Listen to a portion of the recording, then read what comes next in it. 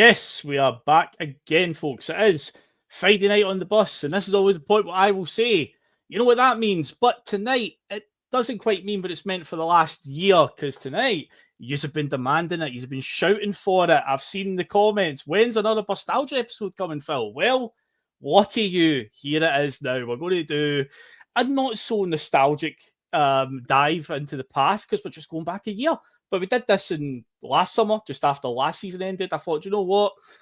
When it comes to doing a season review, I already do a show of that format. So let's give the 23-24 season a nostalgia treatment. And do you know what?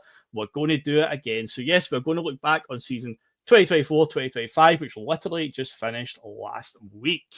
And yeah, as you can see, it is Friday night on the bus, and it is tradition. Why would he not be here? He is the wise man. He is Canada's favourite Tim. Liam, how you doing, mate? You excited about tonight?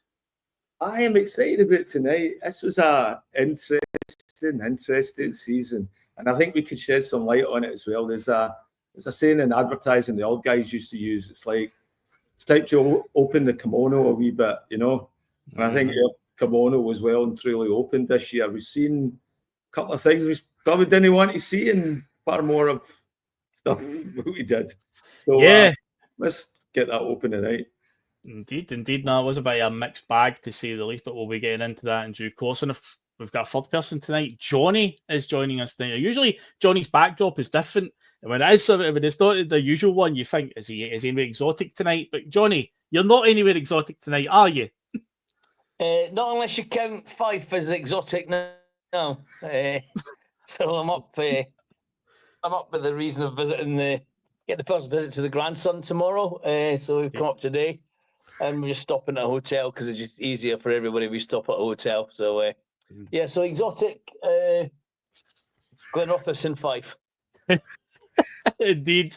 It might be exotic to some people. You never know. Well, but no, it's good to have you on, Johnny. It's good to have you on regardless. And you are, of course, at the hotel's mercy with its Wi-Fi. So fingers crossed, it's not too bad and it holds out and you don't cut in and out. But anyway, before we go any further, folks, will we do any of Bustalgia, any reviews, let's do all that good stuff. Let's get all that out of the way. So, of course, you know what you can do. You can hit the like button, help the channel out, spread the word of the Boise Bus far and wide.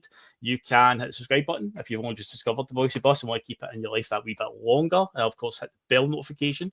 And you'll be reminded when the bus is on the road. Get involved in our comment section tonight. Who is in this evening on this Bustalgia bus? We have got Alistair Jack is in, Smell the Glove, Jim C, Christy, Ian McIntosh. Pam is here. Pam, our very own Pam is in.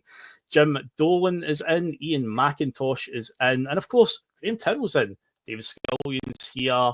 I say all killer, no filler, all the favourites, all the regular names. And I hope that all the regular names have remembered to do this. It's new part of the cause. If you missed the announcement on Wednesday night, we're moving.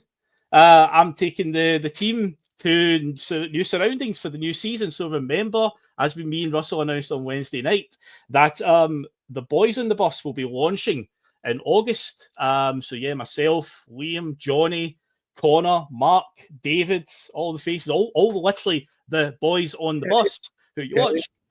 Yep, they'll all be on there. So the content will begin uploading on there for the start of the new season. For the time being, as business as usual on here, but we are going to keep beating you over the head like a stick to remind you to go and subscribe to the new channel. This is what it looks like if you go and find it.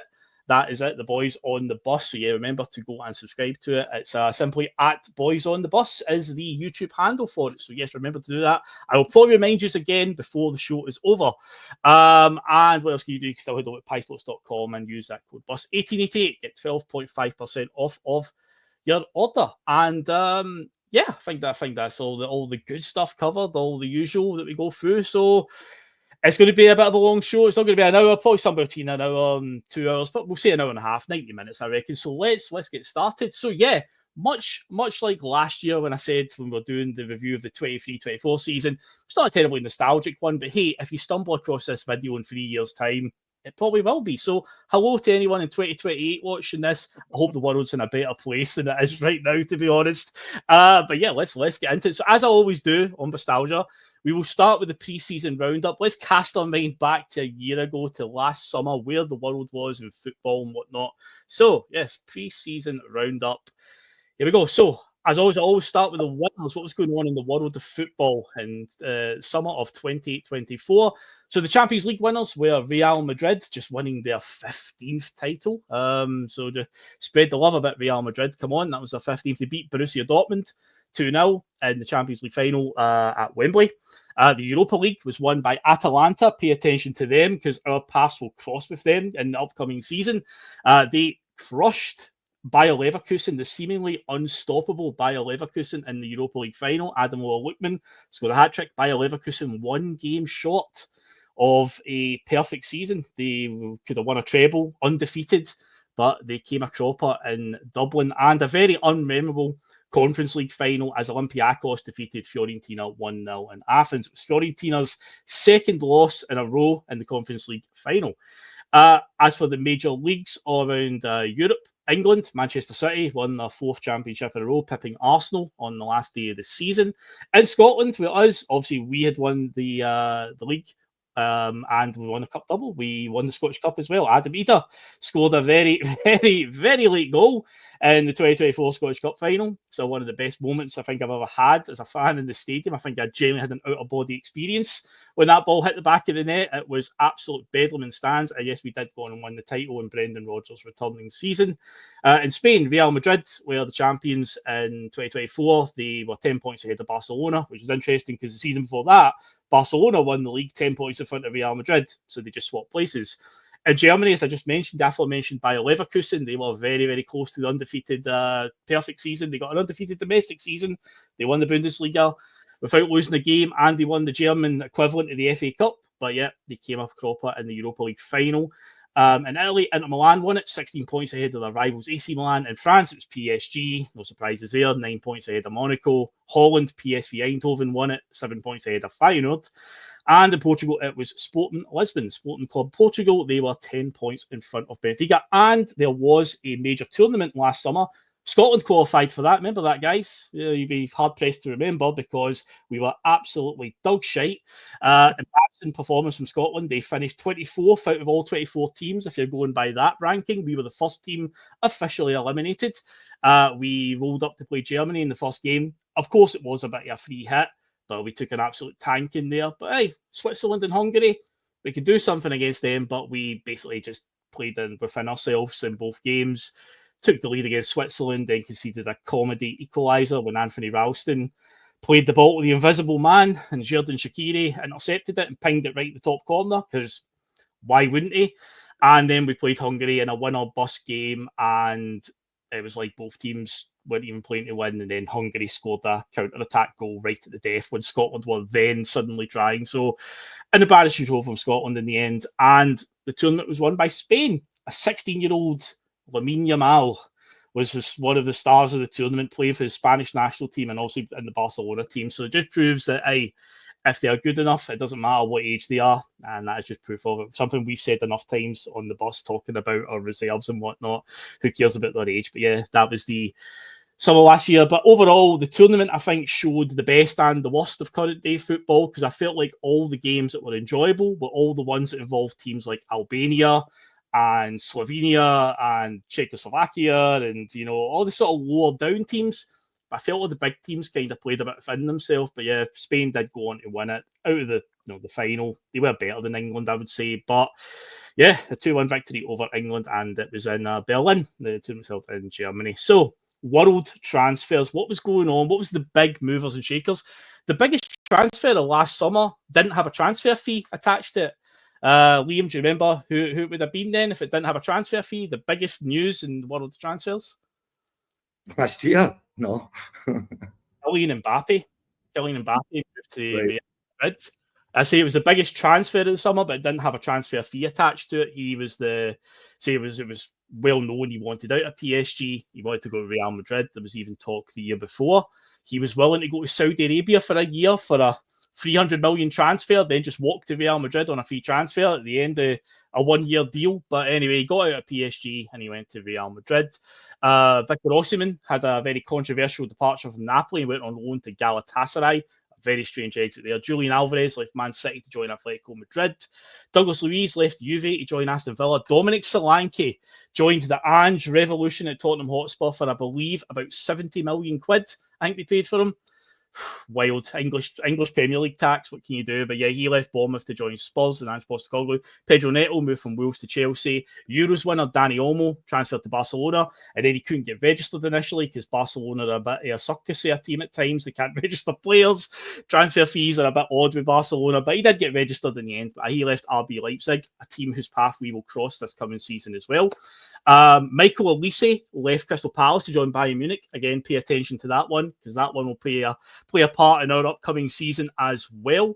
And Brazilian wonder kid Endrick left Palmeiras to join Real Madrid. And pay particular attention to the Scottish Revolution that is going on at Napoli last summer when Billy Gilmour and Scott McTominay would go and join them. I wonder if they'll have any success in this upcoming season. Keep your eye on it. But you've said it many times, Liam, about the Scottish players. If teams like Napoli and stuff, look at what's happened to them this past season. Look what they've done. Look at Scott McTominay winning Player of the Year and how celebrated he is. And it's like, Scottish players, we need to start looking at them, man. I think we were. I mean, I remember having a hype last year that McTominay was one of the players that we were going to go after. And if you were looked to Celtic, somebody to place McGregor, but to have an iconic player back playing against for Celtic that you could afford to build a team around and have that Scottish identity with him being Scotland's star. Yeah, I mean, I think he went for 30 million. I know his wages are astronomical, but you know what? We've got the money. We've got the money, and we've got more money this week as well. And if you think about it, what McTominay would have done for this Celtic team as well, seeing what a player and what players you could build around him, that's where I think, we fail to dream big sometimes. And that's the classic example, just looking what he's done with Napoli. I know it's within our means, by the way. You just got to think bigger, that's all. Yeah, so you look at, Lewis Ferguson going to Bologna, winning a cup as well, winning their first trophy in 50-something years. Billy Gilmour, so he's over at Napoli as well. There was a boy, Doig, that was at Hibs. He went over to Italy. Obviously, Aaron Hickey. Henderson used to be with us. He's still out in Italy. He's been playing out there for a few years now. These clubs in a major league like Serie A don't turn their nose up at Scottish talent, but it does feel like sometimes when you suggest a Scottish player like a Lennon Miller to some Celtic fans, not all of them, but I think the majority of Celtic fans are on board with the idea of signing Lennon Miller, but there is a contingent of like, should we sign players for the SPFL? Again, these teams, Johnny, they're willing to take a chance, and I say you've seen the success that a guy like Lewis Ferguson's had. He was captain of Bologna the other week when they won the equivalent of the Italian FA Cup. So yeah, we'll see if Lennon Miller ends up being another one like a John McGinn that gets away from us in due course, Johnny. Yeah, I mean, I must admit, I don't watch a lot of other Scottish football, so there's not a lot of players in Scotland that I look at and think, oh, he'd be great for us or whatever, because I don't really watch much Scottish football unless it's Celtic, to be fair. Yeah, the Italians over the last 2 or 3 years, maybe even 4 or 5 years, have been quite happy to come along and dip their toe in our waters and take away some of the sort of lesser fancied players, if you like. Because I think the two Hendersons from Celtic are still in Italy, aren't they? Liam Henderson definitely is. I don't know if Ewan Henderson followed him. Liam definitely. Or did he go? He went to Hibs. Was it Hibs he went to? Liam Henderson was at Hibs definitely because he set up 2 goals in the 2016 Scottish Cup final. But Ewan Henderson might very well have went out there as well because he was also. I'm sure he is. He might be down at a different level, or in the lower half of the Italian First Division. But I'm sure they're both out there. So yeah, they've probably seen the ones that they took particularly directly from Scotland as low risk, not expensive. Not expensive, low risk. If it works out, it works out. If it doesn't, we took a punt and whatever. And obviously there was 2 or 3 teams. They were chasing after Welsh as well, weren't they? Udinese were in for Stevie Welsh, definitely. Yeah, Udinese came up. So they've sort of, I mean, obviously Italian football was really big back in the sort of the 90s, wasn't it? It was always, Channel 4 and whatnot, and we were all watching Italian football thinking this was, great, blah, blah, blah. But I think it's taken a dip, particularly in the financial aspect of it. I don't think they pay the kind of money that they did when they were signing the likes of Gascoigne and Ince and Platt and whatnot. So, and there's, if you go back in history, there's quite a few Scots that are quite fondly remembered in Italy, such as Joe Jordan and before that, Dennis Law. So maybe they just thought they'd have a little throwback and we'll go and see if we can get some of these fiery Scots over to boost our midfields. And particularly the likes of, obviously, McTominay and Gilmore success, particularly McTominay. I think Gilmore's been more of not a bit part player, but I don't think he's quite played as much as McTominay has or caught the eye in the same way. But maybe we should start looking at signing Scottish players. We've had a little dip in that market as well with obviously Luke McGowan and whatnot. But it might be worth having a bit of a look at. But as I said, I've seen some players in Scotland that I think I quite like him, but I don't think he'd be for us. Yeah. I used to always quite like that. Mcginlay'S at Hearts, but I never ever wanted to have him at Celtic. But I just thought he's a good level for that. Play for that level. He's quite a decent player, but I didn't think. But maybe that's my snobbishness coming out then. Maybe the Italians have looked at some of our players and thought, he's a good player, we'll give him a try. But so we've got some good players in Scotland, and maybe they should be looked at a bit more in depth.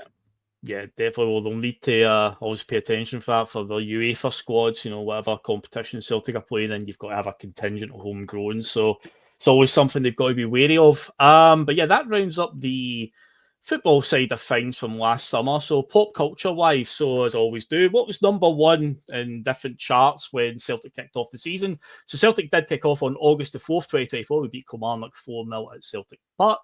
For once, I've actually heard of the musical artist who's top of the music chart. It was Sabrina Carpenter was number one in the charts, and Eminem was top of the album chart.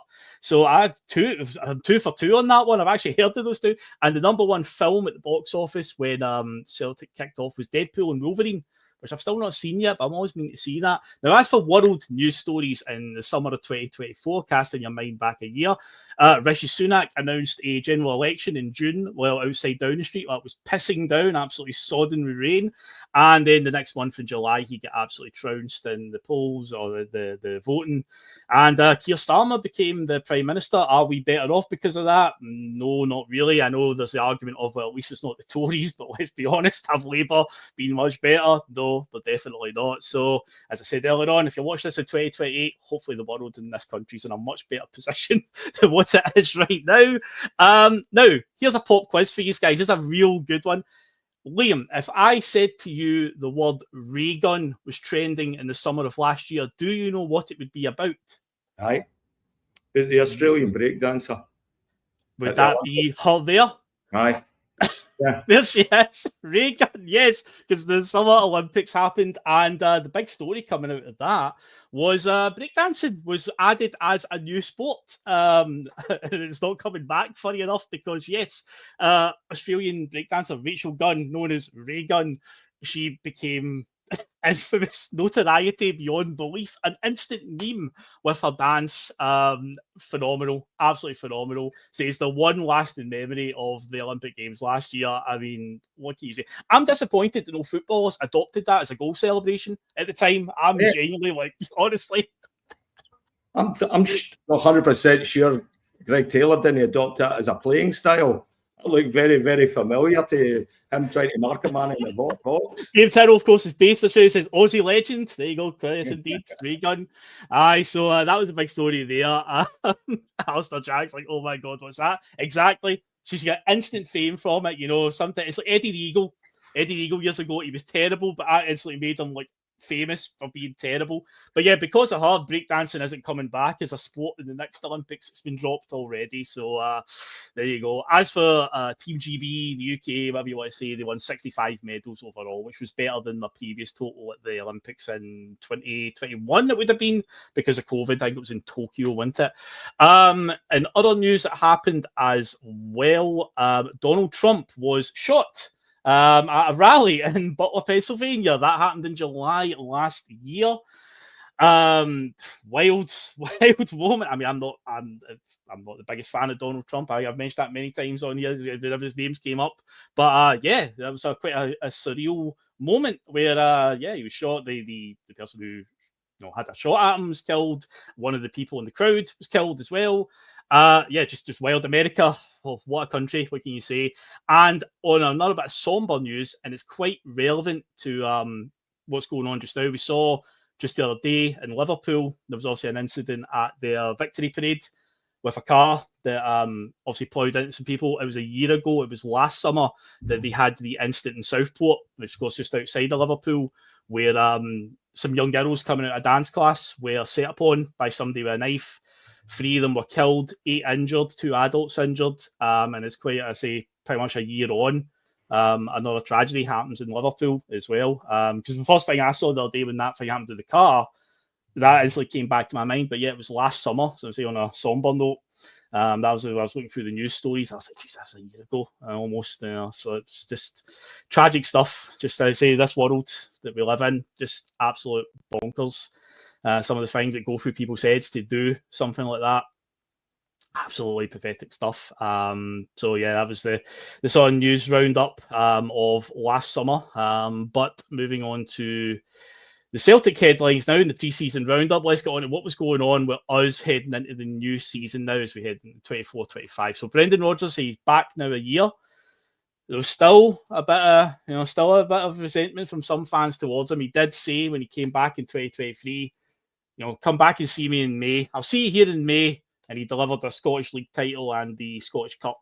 And not a bad return. We didn't get the treble on his first season back, so his streak of trebles was broken because Kilmarnock beat us in the League Cup early on. That was out the window already. But yeah, the title and the Scottish Cup were delivered. So what was he rewarded with in the transfer market? What were we going to be doing? So heading out of Celtic, and it was a busy revolving door heading out the way because there's some names when I was going through this. I was like, fuck, I forgot about this guy. So heading out, Matt O'Reilly went to Brighton, 25 million. Said Haksabanovic, remember him? He left last summer for Malmo in Sweden. Rocco Vata joined Watford for about 3 million. Billy played a game for us. We managed to get that for him. There's another one. Remember him? Korean striker. He joined Genk in Belgium. Joe Hart retired. Benjamin Siegrist, after about 2 games, joined Rapid Bucharest. Boston Lawwell, another one like Rocco Vata, barely kicked a ball for us, the first team, and we got about 3 million for him from Stoke City. Mikey Johnston finally left, everybody. Finally happened. He joined West Bromwich Albion. There was a period last summer, if you guys can remember, when it looked like he wasn't going to leave. It looked like he was going to be staying. He had a wee run in pre-season. He was scoring a few goals out in America. And it was like, he's going to stay. We're going to keep Mikey Johnston that way, but no, he did go to West Bromwich Albion. Yuki Kobayashi, completely forgot about him. He went to Portugal to play for Portimonense, I believe it's pronounced. Daniel Kelly, he joined Millwall. Tomoki Iwata went to Birmingham City to join the American Revolution that's going down there with the Tom Brady consortium or whatever that are running Birmingham these days. And Kwon, Lagabielka, and Tilio all went out on loan deals. So I would say, Johnny, that was definitely a window for getting a lot of the deadwood out the door, to say the least. And you can still argue there is a lot of deadwood right now. So that's quite scary when you think about it, because that's a lot that went out last summer, Johnny. And we're still sitting here now saying a bit of deadwood that needs to go at Celtic. Certainly was. Actually, there's a few of them that much like yourself, I'd kind of forgotten about Kobayashi, whatever his name is. I'd forgotten. Did he go on loan or was that a permanent job? Kobayashi's away. Permanent deal to a Portuguese team. That was a permanent one, yeah? Yep. There was a few that I'd forgotten about. One or two that,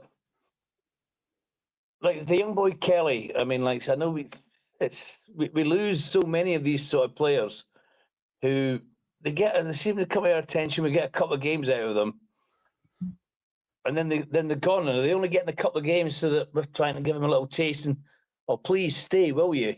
But they decide that they're going to go, and then they sort of disappear into the far yonder there, never to be seen again. And I think the young lad Cummings that's going to West Ham. I think he'll end up going the same way. But so that was about 12 players you must have named there, in total. Something like that. Yeah. Something in that region. There was a lot going out. Yeah.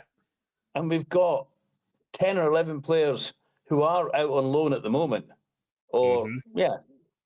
Well, 8 or 9 are out on loan, and 1 or 2 that are still at the club that, like said, Narovsky, who I think he'll be going. But of the ones that are on loan, just get rid of all of them, because they're not going to have any impact on Celtic at any time in the future. I can't see. Yeah.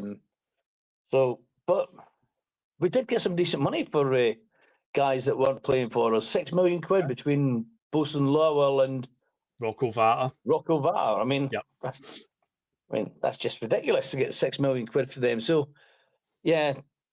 So, like you said, a lot of players that left that would have made absolutely no or little impact for us, even if they were given the chance, such as Rocco Vata. He may well have done something. I think he's done not too bad at Watford, to be fair to him. Did see one clip where he scored an absolute worldie. I think it was not too long after he went down there, actually. But yeah. But when you think that's between last close season and this close season, we could potentially offload 2 teams worth of players. Yep. It's worrying, isn't it, when you think about it? That are actually making no contribution or very little contribution at Celtic. I think, why have we got them there? Yeah. You know, it goes back to that, the board buying players in the hope that, you know, we'll buy a bag of coal hoping that we find one diamond. No. And they obviously didn't. No. So all them ones, they're gone. And all the ones that are on loan now, I don't think there's a single player that's out on loan at the minute that we should keep. Yeah. It's very rare, Johnny, that a player has a bit of a run in the first team, then goes out on loan, then comes back and is established. It's a quite rare thing. It usually happens for maybe younger players like Ryan Christie, who when he joined, he was young. He had a few games under Dyler, then went out on loan under Brendan to Aberdeen. Then he came back when he bulked up. But for a guy like Lagerbielke, who was bought for a decent wage of money, you know, and got a decent run of games, I didn't think he was terrible, but Brendan Rodgers ran the rule over him and decided, no, you're no for me. Apparently he's had quite a good season at FC20, and they do want to buy him, but apparently money is an issue for them, which is mad. But anyway, as what it is, so we'll wait. I think one of the only players I can think of that did go out on loan, maybe even more than once, and that was Mr. Tom Rogic. Tom Rogic, yeah. He was the only one I can think of. Well, like I say, Christie kind of, but he buggered off after a year or two. But Rogic was I think he went back to Australia twice. He did. Then came back to us, and then went on to have a stellar career with us. You know, and I think anybody who's watched this podcast in the last couple of years, I know that Tom Rogic is one of my favourite players of all time. I absolutely just loved the guy. I thought he was brilliant. I know he was a bit, you know, he had more of a special moments or whatever, but I still thought he was a fantastic and unbelievable footballer. But he's the only one I can think of really that done that, away on loan and come back and really pushed on and established himself as a main man, like, you know. Yeah, definitely. No, he definitely did. So he took a couple of loans, but we got there in the end. It was Ronnie Dyler that gave him his break. He came in under Lennon and never really got going. But yeah, it was Ronnie that had that faith in him. But coming in at Celtic, I say there was a busy one going out. Coming in, we had obviously we had a big glaring issue with Joe Hart retiring.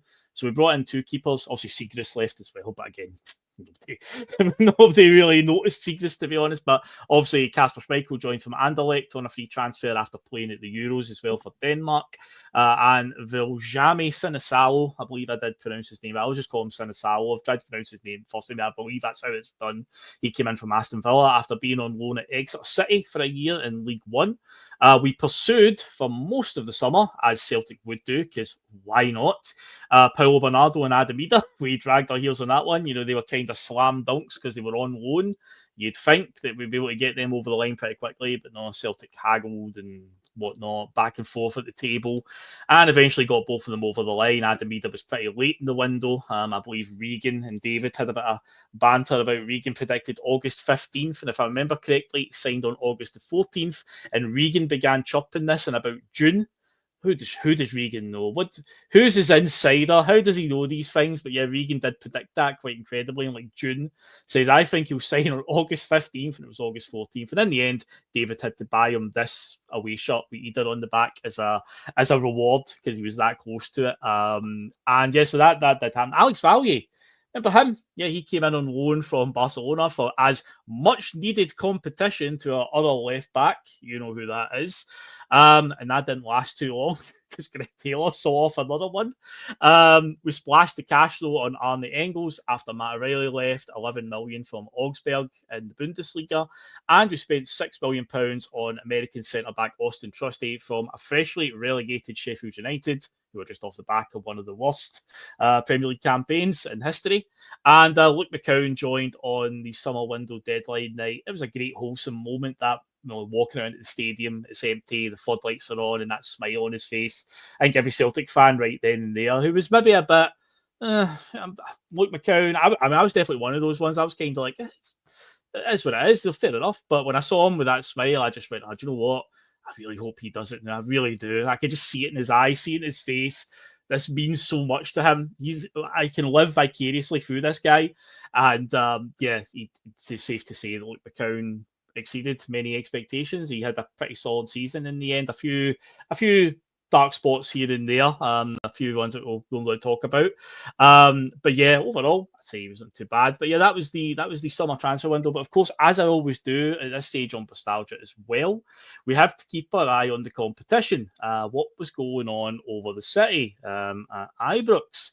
So they were having a busy window again, as they always do. So quite incredibly, I just took my notes from the last year's one, and I've literally just changed the words of the first couple of sentences to the manager's name. So last year I wrote, over at Ibrox, keeping an eye on the rivals. Michael Beale was the Rangers manager, having come in midway through the previous season. He was in the, just wait till he gets his own players phase.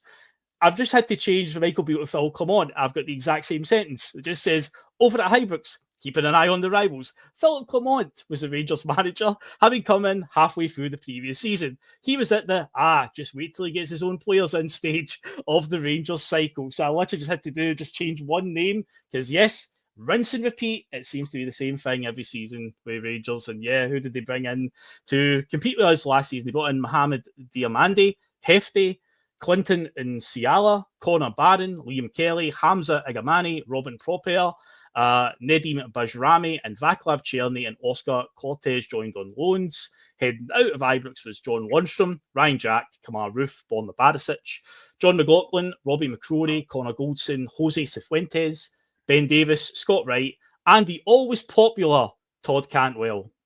See you later, Bob Ag. Iwazowski, but a very crucial moment. I said it at the time.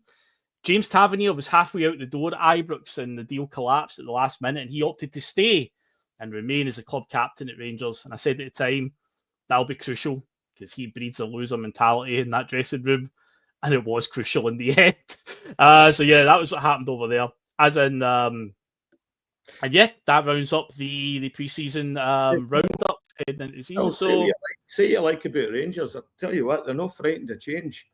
They get a go every year. They don't sit in their horns. You know, you get to admire that part of them. Yeah, no, they do. I say the previous season it was very scattergun, but they go out and they identify a position they need, and they just go and get it done. But I say you look at some of the outcomes of some of the players. There's some names that I read there where I'm like, who the hell's Jose Cortez? Who's he? Like I'm just like, who are some of these guys? So you've also got to compare what they got for some of the players they put out the door. Yeah, they didn't get much at all, Johnny. You're right. 800,000. We sold 2 reserves for 6 million. I know. Aye, so business-wise, it's but obviously, you know, we're going into a new season coming up as well, and there's been some news about them tonight. We'll have to keep our eye on that because at the end of the day, if they've got some kind of financial stability, as Liam says, they're not afraid to just go out. If they identify a player, they just go and get it done. So we'll see how our board reacts to that. But that wraps up the pre-season roundup. Let's now get into the season. So the first main story, the first sort of that encapsulated the first sort of quarter of the season, as I put the headline, switch off the Northern Lights, because Celtic did have a really good start to the season. If you remember correctly, guys, we actually seemed to be playing pretty quick, fluid football. The days of the passing it sideways and the horseshoe, as you like to say, Liam. We seemed like we'd kind of binned that. We looked like we had a bit of purpose. Nicholas Kuhn came out of pre-season looking sharp compared to what we got for the second half of the previous season, where we're like, I don't know if this guy's going to make it. He also got off to a rip-roaring start. Callum McGregor did something that we've been saying for so long. He scored a plethora of goals at the start of the season just from shooting from outside the area. We're like, I'm sick of Celtic just keep passing sideways. But it seems like at the start of the season, it was almost like Brendan Rodgers had got in his ear and just said, you've got it in you to put these away. He scored obviously against Rangers earlier on. He scored against Kilmarnock from distance, so that one was maybe more across. Pinged one in against Hibs. I'm pretty sure he pinged one in against St Mirren as well at a rain-sodden Love Street, essentially. He pinged one in there. So it was like, we seem to have changed our ways from what we saw for large portions of the season before. But as I say, you'd be hard-pressed to know that because, Liam, nobody in the press was talking about it because Aberdeen were matching us blow for blow for the first 11 games of the season. We pretty much couldn't get rid of them. They were like a bad smell that we just couldn't get rid of at all. After 11 games, we'd played 10, won 10, drew 1, and the one draw we had was with Aberdeen. So we were actually neck and neck. And at that point in time, there was a genuine belief that, because they were ahead of Rangers as well they're like 9 points in front of Rangers at one point, who were third, and they were second. And at that stage, I say, the first portion of the season was pretty much Aberdeen were getting all the headlines, Liam. I still think if they hadn't have lost their goalkeeper mid-November, they wouldn't have had that slide. And I think also as well, it happened when we got them in the cup as well in the semi-final. Mm-hmm. We had Ross Doohan in goal for Aberdeen against the boy that's signing with Celtic. Mm-hmm. So I think that really hurt them. But it was nice just to sort of have, a race with somebody else that wasn't the Rangers.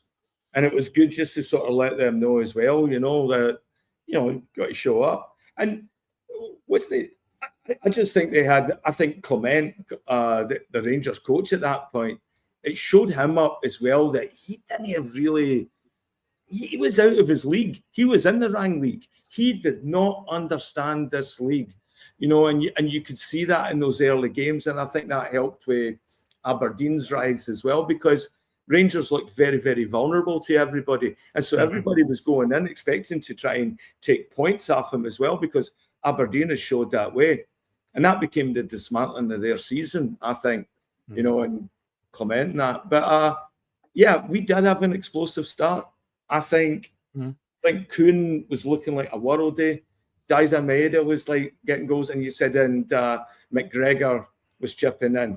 We weren't relying on the horseshoe, but then something happened, and it all changed. We can talk about that when we get to January. It all changes. Yeah, definitely. But the season, just like New Rocky, here's a guy who played maybe 6-7 games for Celtic this year, including a very impressive game at Atalanta.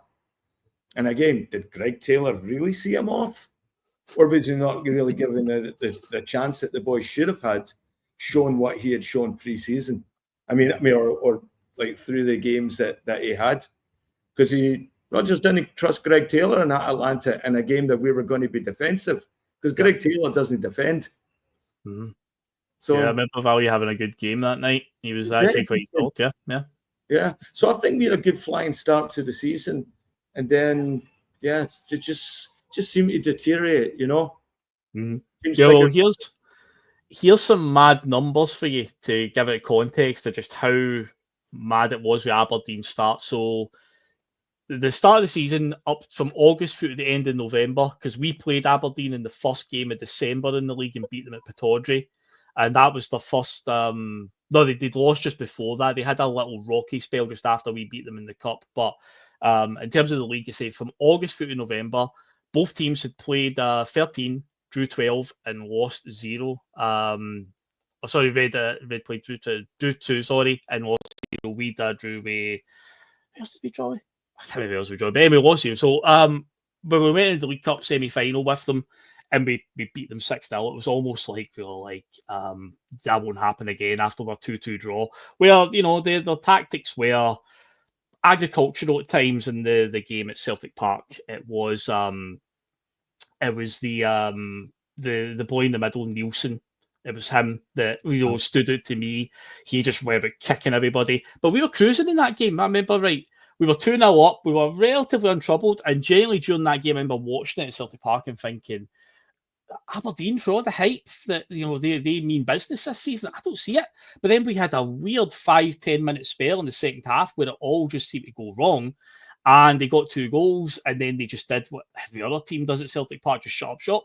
And right at the very end, I remember the boy Duke, he cleared one off the line, and it was a bit of a dubious one. Was it a handball? Was it not? Anyway, it didn't get given, and was a penalty. And yeah, we ended up drawing 2-2. But when we went into that League Cup semi-final, it was, I think, personal, Johnny, for Brendan Rodgers. He was like, I'm not going to let that happen again. Fair play, Jimmy Tell. And it was an outside the box appointment from Aberdeen, and it was obviously working up to that point. But see, that semi-final was just insane. Maeda. I think that was the first game this past season where Maeda was out of this world that day, scored a hat-trick. Maeda had a solid start to the season, but I felt like at that point it was no too different from the Maeda that we had the season before, because he was coming on a bit under Brendan the previous season. But Jesus Christ, that semi-final against Aberdeen at Hampden, the goal that he sets up for Kyogo, where he's running one-on-one with the Aberdeen defender, gets there first and just sort of plays it into Kyogo, who then bends it in and it hits off the crossbar and goes in, Johnny. I don't know if you remember the goal, but Maeda scored a hat-trick that day. And I think that was the first time where everyone was like, oh my God, like Daisa Maeda, this is a scary thought, how sharp he's looking right now. And see, he just went from strength to strength. But that 6-0 game was a statement win, I would say, Johnny. It was one of those, you're not getting away with that again. Yeah, it was definitely a statement win. I mean, to be fair to Aberdeen, I mean, like say, they were all, because of the start that we'd had. We'd had a good start, but we'd had what would be generally expected to be the kind of start we would expect, or at least to be top of the league or second in the league by a point or two difference or whatever. But Aberdeen, after the shocking season they'd had previous season, they just were not expected to be anywhere near that sort of position. Certainly I didn't expect to be near that position. New manager in, some new players, God knows how many. And they were for the first 10, 11 games they were standing toe-to-toe and they were trading punches, and they were on the main part they were taking them. Like I said, in the league game, we really should have won that league game by a canter, but 2-0 up, cruising at half-time, like you said, stupid 10 minutes, and you think, Christ, what's happened here? And I think it definitely was at Hampden in the semi-final. I didn't see all of that game. I had it on in the house, but we had a lot of visitors in that day, and I was jumping back and forward trying to watch the game. And I think you're right. I think Brendan must have said to the players, look, get out there and show them who's the boss. Let's give them a slap, put them back down in their box, and that's exactly what they've done. And if I remember rightly, it was it not about half an hour played before we scored the first goal? Then we scored. Cameron Carter-Vickers scored a header at a corner, and then we just had a bit of a flurry. But then we scored, was it 3 or 4-0 at half time? I can't remember now exactly, but I think it was at least 3-0. Like it was. I think it was 3 at half time. Yeah. Yeah, it just seemed every time I ran through the living room to have a look at what's going on, we scored a goal. Maybe I should have kept on going. Maybe I should have tried that tactic last Saturday, but there you go. Perhaps, yeah. So I think it was definitely a case of, they came to Celtic Park. Everybody's talking about how great they were because they got a draw against us at Celtic Park, blah, blah, blah. Let's get out there and let's just show them, you're playing with big boys now, and as it turned out, they just could not live with us on that day. Like I said, I didn't see all of the game, but I think that might have been the day that the fire was lit under Daizan, and he kept it going for pretty much the rest of the season. Started to dampen a little bit towards the end, but we'll talk about that later. Right. But yeah, I think that was the day that Daizan sort of really forced his way onto this to be the star man. He gave the signal of intent, I think, on that day. Definitely. No, I say he was absolutely rapid. It's that second goal that was scored, they set up Kyogo. It's just the race that he has with that defender, and he just leaves him in the dust, plays it into Kyogo. And I thought Kyogo had missed because he hit the crossbar, but it pinged off the bottom side of the crossbar and in. But yeah, it was a comprehensive victory. And that was the thing. It was after this result that Aberdeen began to crumble, because they would finally, after going 11 games, matching us result for result, essentially, they then would lose to St Mirren and followed up with a 3-3 draw against Hibs. And incredibly, I've got around here, the Dons, they've obviously had a rapid start, but after the loss to us in December at the start of the month, that put us 7 points top and finally gave us that little cushion. They would then win 0 league games through the next, 15, I believe it was. The next 15 games, after going 11 games, whatever it was, undefeated, they didn't win for another 15 games. They didn't pick up a victory again until February. Absolutely insane. A total bipolar team, because for them, you might get like a couple of wins, a loss, and get another few wins in a row and a loss. This was insane. It was like the front of their season was just bulk loaded with victories, and that's what ended up getting them in the top half position in the end, because they did enough because Alistair Jack said that Aberdeen won 11 out of 12, but apparently only won 14 games for the entire season. That's insane. And they still finished, fifth? I don't know what that says for the chasing pack, essentially. But yeah, they had a massive drop-off from the start of December after we beat them at Pittodrie through, February, before they finally got a victory on the board again. But yeah, pretenders to the throne in the end. Of course, you can make the point they might have had the last laugh, I guess, in the season, but we'll get on to that soon. We'll talk about that in a little while.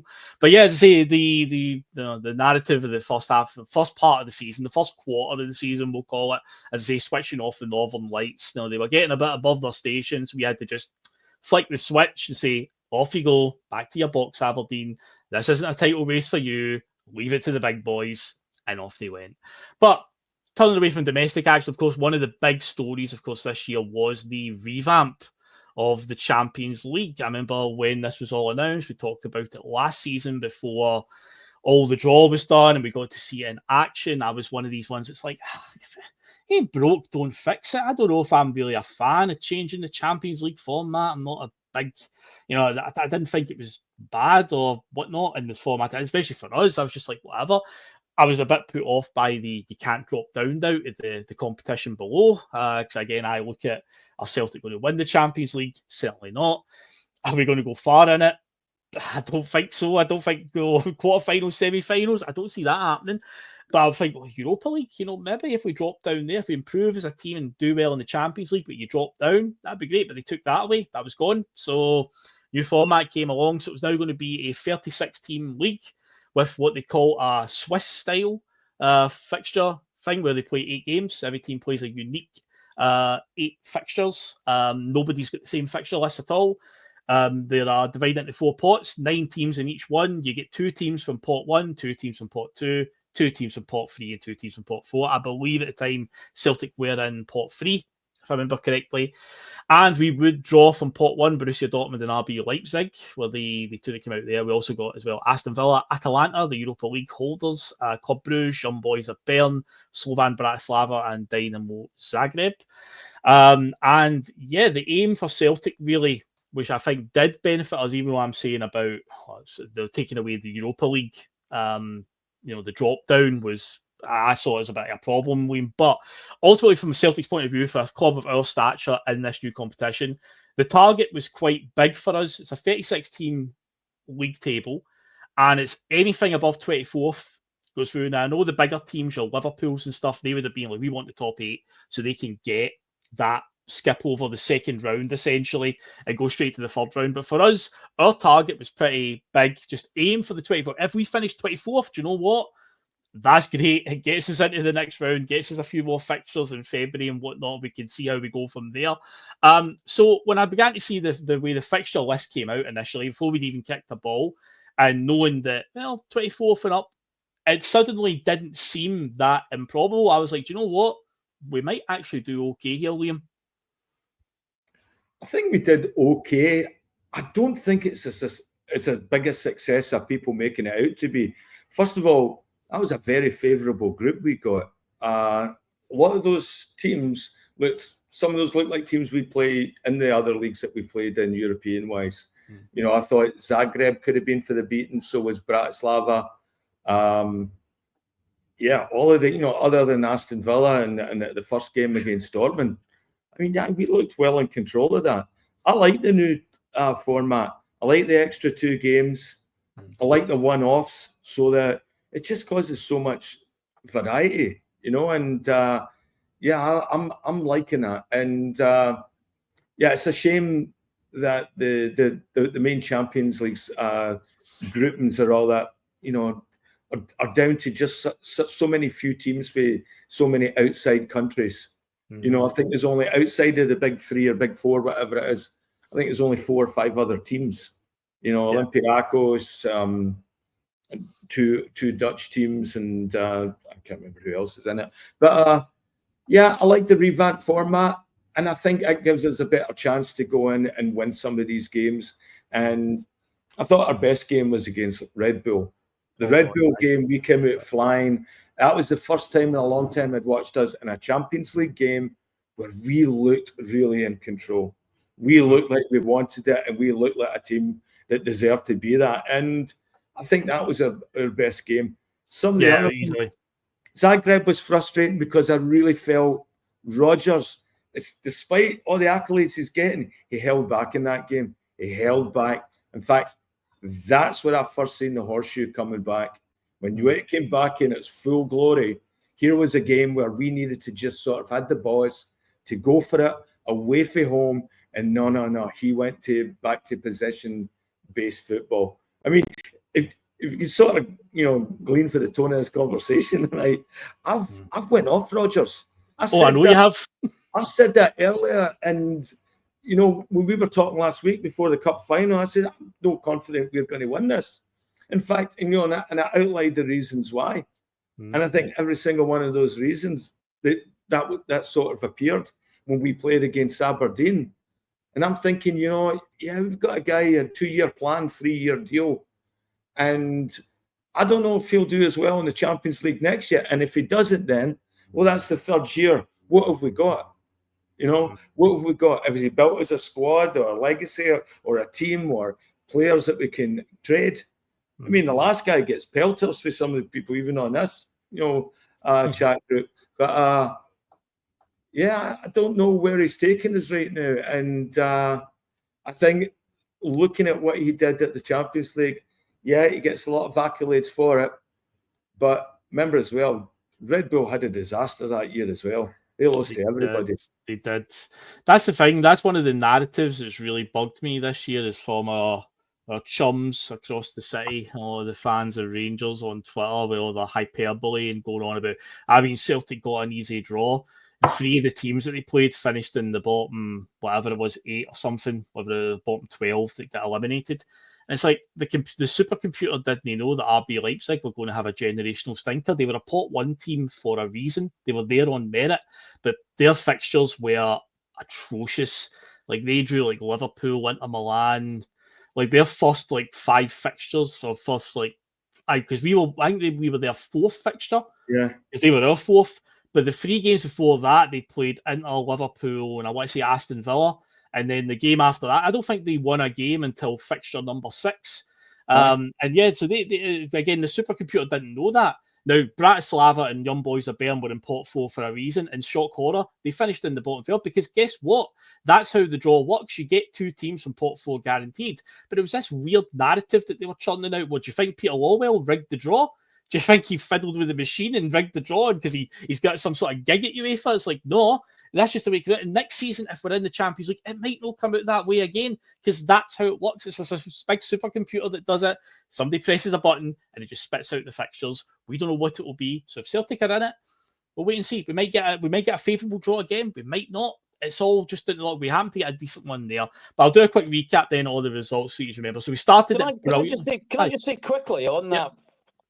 While we're talking the subject of whether we had a favourable draw or not, I don't really subscribe to the favourable draw. It wasn't as bad as Leipzig's, who obviously had the teams you've mentioned, but we did have. Remember, we had the the runners-up of the Champions League from the previous season, who, had they taken and I know it's all ifs, buts, and maybes, and if your granny had Bosch, should be your auntie, but your uncle, your granddad, but they should have beat Real Madrid that night. They bossed Real Madrid for 45, 60 minutes. Yep. And then we also had the winners of the second Atalanta in Europe, Atalanta. Yep. So and RB Leipzig, as you said, who were a group, a pot one team, who just happened to have a nightmare, as it was. So I don't think it was as easy a group as people make out. It wasn't as hard as it could have been, I'll grant you, but it wasn't a walkover by any stretch of imagination. It wasn't a walk in the park for us. So I just thought, throw that 2 bits worth in, Oh, it's valid. And I'm not saying that we were fantastic in it, because we did have some disappointments. We had a howling result against Dortmund. I'm going to talk about it. And I agree with Liam in the away game at Leipzig, but also you could say for the home game against the Young Boys. I mean, we just did not do what we should have done on both of those occasions. It was there was a few moments in that. I say overall, we did what we had to do. We got through. I say 24th was the target, but if we're about to, when I recap the results here, there's a case for. And I know beggars can't be choosers, but there is a case for we could have aimed for the top 8 at one point. There was a point in that fixture list where if we do this right, we can actually sneak into the top 8 and skip that next round. But anyway, the results where we started off with a roaring result against Slovan Bratislava, beating them 5-1. We were absolutely phenomenal that night. I couldn't believe I was hearing Piling on the Agony, putting on the style, getting sang on a European night at Celtic Park. I was like, this is incredible. We absolutely battered the team. We didn't just win, we absolutely smashed them. But of course, in typical Celtic fashion, get the Celtic European bingo card out. I was always talking about Celtic doing Celtic things. In Europe, we followed up with a 7-1 loss to Borussia Dortmund. And we did everything wrong that we usually do on a European night. But something from that result seemed to flick a switch with Brendan Rodgers and Celtic, where the next game we actually followed up with a very credible 0-0 draw out in Bergamo, Italy, by drawing 0-0 with Atalanta, as Johnny says, the Europa League champions, who beat the seemingly unstoppable Bayer Leverkusen, and they smashed them in that final. They were a good team, Atalanta. We were backs to the wall for a lot of the game, but we did what we had to do, and that was a credible result. 4 points after 3 games. Then we got the RB Leipzig game, and obviously we absolutely do them. That's the most complete performance, I think, of the whole tournament for us, beating them 3-1. Going 1-0 down as well, which again, we've seen with Celtic before in the past. That so easily have went south very, very quickly, but we rallied. The Nicholas Kuhn equaliser not long after we went 1-0 down was out of this world. Kuhn scores again right on half-time. Perfect time to score a goal. Hitati makes it 3-1. We go on and win. And this is the point where you're looking at the next run of fixtures, and this is a bit where I remember you're saying, right, we've got Dynamo Zagreb away, Club Brugge at home, and Young Boys of Bern at home. If we can get maximum points here, we can look at top 8. We really can. Now, that was the game that obviously Liam's just talked about there, the Dynamo Zagreb game, where we just played the finish. I don't know if it was just a hangover still from Dortmund, where we were just scared. But Dynamo Zagreb were not Borussia Dortmund. They certainly were not. They didn't really do anything on the night. We could have had a bit more of a go. But in the end, 0-0. And again, I say beggars can't be choosers. Given our results in Europe over the years, a 0-0 draw away from home, we take it. But it did kind of open things up there, but it's like, okay, is top 8 going to happen? Again, that the next result kind of put an end to that.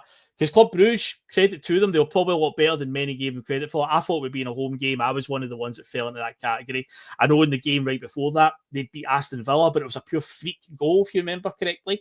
It was the penalty where Tyrone Mings just had a total brain fart and for some reason bent down and picked the ball up, because I don't know if he thought it was a free kick or something, and the referee was like, no, penalty. They scored that, and they ended up beating Aston Villa 1-0. Should have been a warning sign that they were quite a competent team. But hilariously, the goal that they get against us at Celtic Park was a calamitous own goal by Cameron Carter-Vickers, where he didn't realise that Kasper Schmeichel had already moved to the side of his goal looking for the ball, and he just turned round and played it right into the empty net. So, but Club Brugge were a handy team that night. They gave us a lot of problems. Daiza Maeda scored a wonder goal to get us back into it. But at that point, I think after 2 draws back-to-back against Zagreb, with the way that game played out, with hindsight being the way it was, had we get the 3 points there, maybe top 8 would still have been on at that stage, but it was 2 draws back-to-back, and it was just a case of, right, we need to win against Young Boys of Bern to get that spot, because we're always, there was a wee point there where it was just like, see if we just get to 10 points. Everyone kept saying 10 points. 10 points is the magic number. It actually turned out being 11 points, because 10 points didn't actually get you through with the way the table panned out, and it was a good thing we got there in the end. But the Young Boys of Bern game, we had to win that, because we didn't want to go to Villa Park in the last game needing a win. And I predicted that a few times on here as those games were coming up. I was like, in typical Celtic fashion, I can just see this going down to Villa Park where we're going to need to get a result. But thankfully, we didn't. We got the result in the end. We might have made hard work of it on the night. Young Boys of Bern gave us a few frights. Kasper Schmeichel had to pull out a couple of good saves in the second half. But step forward, Adam Ida with a very typically Adam Ida scrappy goal when he runs through, tries to steady himself to get the shot. It bounces off the goalkeeper and comes back into a defender's path and hits off the defender and rolls into the net. Adam Ida's claiming it every day. At the end of the day, it was a goal for Celtic. That's all that mattered with about 5-6 minutes to go on the clock. And yes, Celtic held out to win it 1-0. That being said, the way that game played out that night, if you remember, Kyogo had 3 goals disallowed, 2 goals disallowed. We missed a penalty as well. We could have won that comfortably. But again, why would Celtic do it the easy way, guys? Why would they? They'd have to do it the hard way. But we got the result. That took us to 11 points, and we could go to Villa Park now. We're sort of, right, we've qualified now. This is a free hit. Let's see how it goes. And obviously, the last game, we were, again, typical Celtic. We're 2-0 down inside 4 minutes, guys. I don't know what you were thinking at the time, but Jay, I was like, this is another Dortmund. This is another Borussia Dortmund here. It's a good thing we're through, but even at that, you still don't want to get tanked, especially from an English team. The way the English Premier League fans look down on us, and it's like, oh, this will be just typical. We're going to roll up here at Villa Park, and they're going to put 7 or 6 past us. But 2-0 down inside 4 minutes. Fair play to Celtic. They stuck to their guns. They just kept doing what they're doing, and they got themselves level before half-time. Adam Ida with a quick-fire brace. So we at least then were making them work for it. But in the second half, if you remember, right, guys, we had a lot of injuries going into that game. Kyogo had also just been sold right before it, so he wasn't available. And some of the subs that came on just didn't do us any favours. Daniel Cummings came on near the end of the game. I think that might have been the last appearance by Lewis Palmer in a Celtic shirt up to now.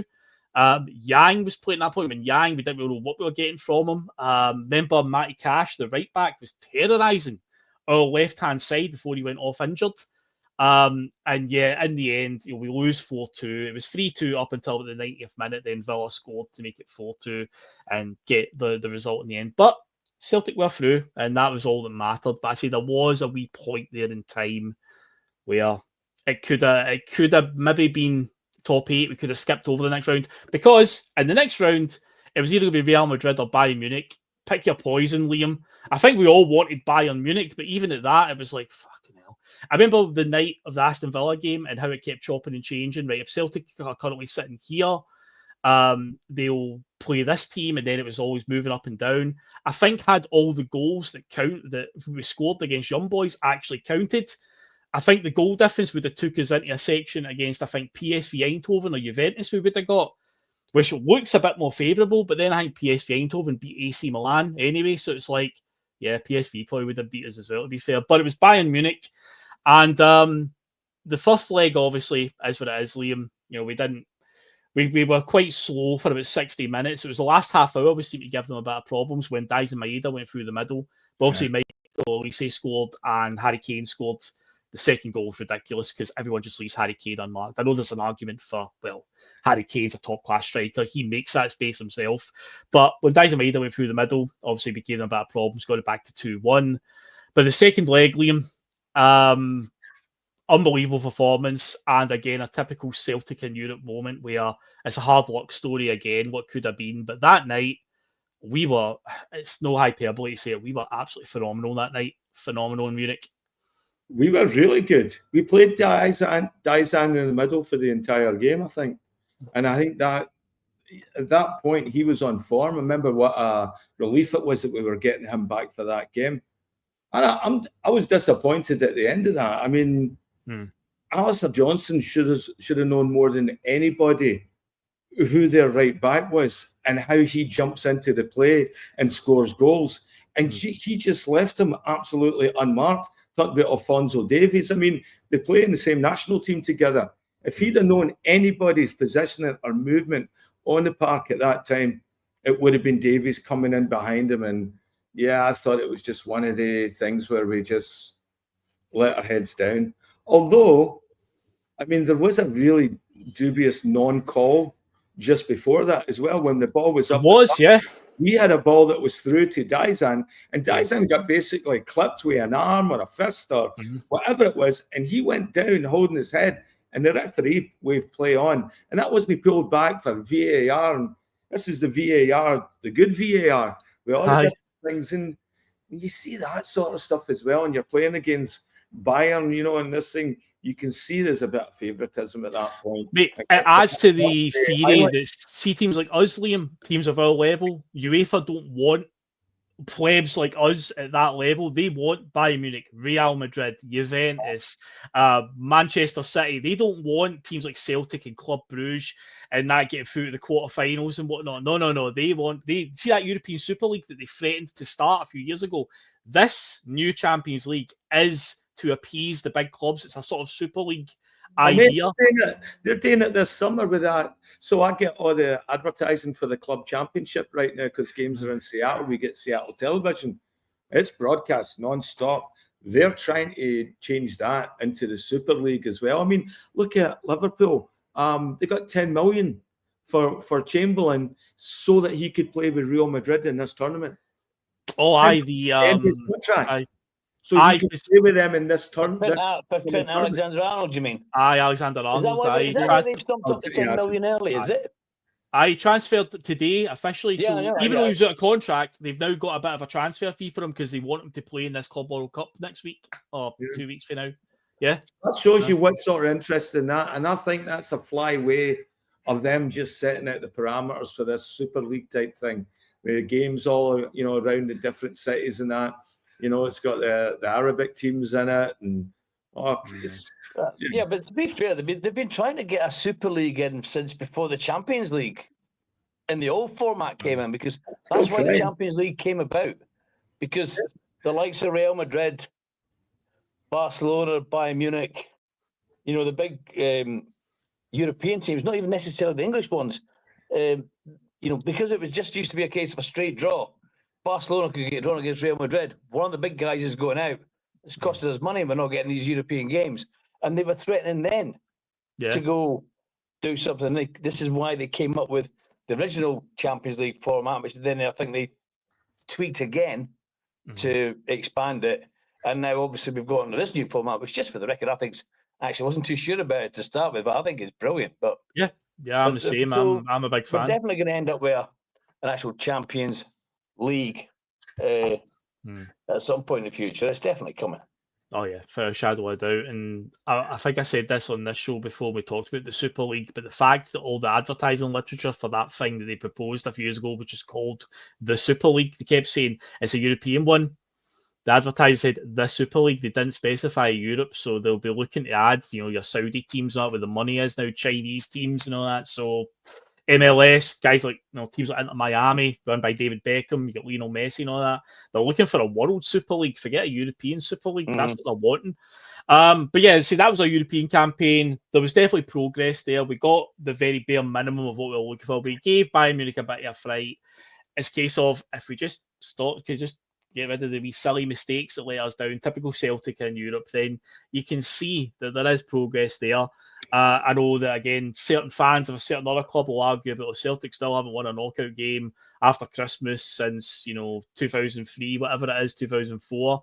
But again, you can see the level we're playing at the Champions League, the progress is there. So we want to be involved in it again this year. We've got to go through a qualifier to do it. It's up to Celtic to make sure they get the right players in to ensure that happens, because we don't want to be on the outside looking in. As Johnny says, I agree. I like the new format. I want us to be part of that. So it's over to you, Celtic, in the summer. But yeah, that was our European campaign, was over in early March, I believe it was, or late February, I believe we played that game. But back to domestic issues and obviously the fight with Rangers. So I talked about the putting out the Northern Lights. Aberdeen dusted aside. So what was happening with Rangers? A very, very strange season, to say the least, because they just always seemed to be at arm's length, no matter what. We always just seem to be holding them at arm's length, just like, you just stay back there, Rangers. And it always felt like for majority of the season, it was like a double figures points lead for God knows how long. Probably from November or December, it felt like we were double points ahead of Rangers. So we could do the first game of the season. Obviously, we beat them 3-0 early on, and again, that was 3-0 going however we wanted it to be that day. Maeda scored, Kyogo scored a fantastic goal where he, just that low one where he sort of passed it into the net. Essentially, it was a great finish, and then Callum McGregor scores the typical thunder bastard, as I like to say, in the second half to make it 3-0. And yeah, we absolutely dominated that day. The next time we would meet them, though, would be a trophy on the line. It would be the League Cup in December. Now, one of the narratives again from that, and I think a lot of Celtic fans are falling into the trap because Rangers scored 3 goals that day, that Rangers had the better of us. But see, if you watch that game, not that I recommend it because it was a turgid game of football. Rangers weren't the better team. It was a dreadful game. I remember watching it with my dad. First half, dire. Both teams, awful. Just cancelling each other out. Turgid game. Rangers take the lead when Greg Taylor tries to play a ball across the park and they intercept it, run through on goal. Kind of eerily similar to Ida's winner in the Scottish Cup final. A shot from outside the area, it rolls back out to Bijrami from about the same distance, and he puts it in. They're 1-0 up at the half. But both teams, I mean, that's like the only chance Rangers had in the first half. It was a dreadful first half. But the second half, we seemed to find a second gear and go up, and we obviously equalised. Greg Taylor got the equaliser, a bit of deflection on it, but he was there to get the goal for a shot from outside the area. Deflects in off of, I want to say, Diamande, I believe it was. Goes in past Jack Butland, one each, and then Daizen Maeda scores a fantastic goal where Nicholas Raskin, with the assist there, heads it to him in the middle of the park, and he takes a touch to get by, who would have been the back? Balogun, I think it was, at the in the back line. And yeah, just sort of takes it down. It's coming down from there, puts it past Butland to make it 2-1. It's a goal that Maeda himself said was his favourite goal of the season. And at that point, one is Maeda terrorising obviously that side of the Rangers defence where Tavernier looks as well. So that was always quite funny. But we go 2-1 up at that point, and it's like, yeah, we're on the up here. You could see that we were going up the gears and Rangers were running out of steam. They get their equaliser, if you remember, at a corner where it's just a bit of a stramash, as Arthur Montford would say. Diamande hits a shot and Kyogo sticks a foot out and it deflects off of him into the net. We score a third goal with a couple of minutes to go where we break up the park, a really nice sweeping move up the park that starts for Anthony Ralston on the right-hand side. And we just go up the park and Engels gets to the byline, cuts it back, and Nicholas Kuhn scores from just on the edge of the area. 3-2 up with about 3 minutes to go. And you're like, well, surely that's it. But again, another defensive mistake. It's not because Rangers were blisteringly good. Again, defensively, we just switched off. Vaclav Cherny sticks a cross in 60 seconds later, and both Carter Vickers and Ralston, between the two of them, they don't pick up that Diallo just runs in and scores. And yeah, 3 each, it's going to extra time. But if I remember right, watching extra time, only one team was looking to win that game, and it was us, because Rangers had ran out of puff. So again, this narrative that, Rangers had the better of us in that cup final, no, they didn't. They did not. They just happened to get 3 goals, which were all quite scrappy goals. Mistakes on our part, not because they were great. Mistakes from us. But we do go on and win the penalty shootout. It's the Maeda final, essentially. Kasper Schmeichel does save one from Rizvan Yilmaz. I believe he saved it from him. But yeah, Daizen Maeda steps up and scores the winning penalty. And the first trophy was in the bag. There's a League Cup there. There's the boys celebrating with it. And then the first trophy was secured. So at that point, we've beaten them twice now at that stage, and the T word is starting to come up already. Treble. We hadn't lost a game domestically at that point, Johnny. And the T word is starting to do the rounds because, Brendan's got the League Cup back because the last season, his pride took a bit of a doing because we'd lost out in the League Cup, but now it's back in Celtic's possession. So now Celtic are starting to think, we were the treble. We can start to dream about it. I think even at the time as well, I'm pretty sure me and Liam spoke on a Friday night where the I word might have came up. Invincible. I was starting to think about, could we? I was just about to say an invincible treble.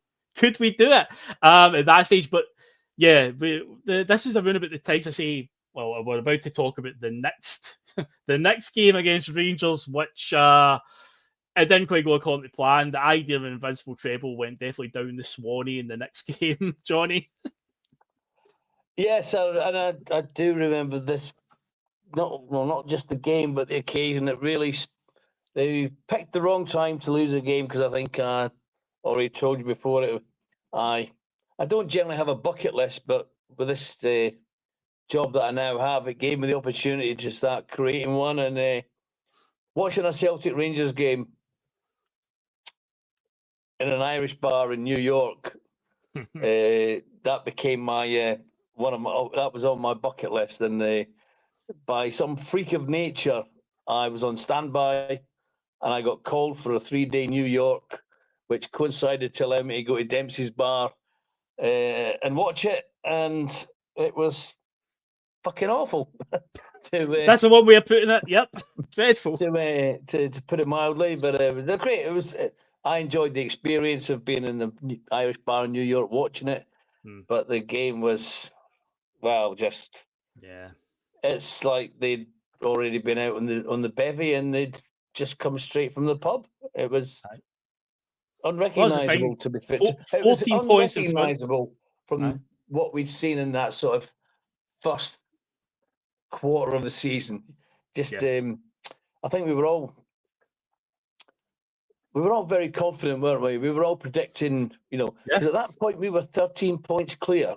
I think we were 13 points clear 14. To go 16. And I think we were all more than confident that was going to happen. Misplaced confidence, as it turned out, obviously. But big time. But yeah, so I mean, I couldn't even really talk to you too much about the game, what happened in the game, and because it just went by, and just thought it was just turgid. I don't remember us missing any gilt-edged chances or creating chances, or I think the tone was set with the first goal. Johnny with Liam Scales tried to pass out defence, gave it away in midfield. Then that's what I do remember. I do remember that, and Liam Scales having possibly his worst ever game for Celtic that day. Dreadful. Didn't get subbed off as well. Stayed on for the entire 90 minutes. And remember, Austin Trusty got hooked in the cup final. Thinking, but wait a minute. In the final, he wasn't happy with Trusty, so he took Trusty.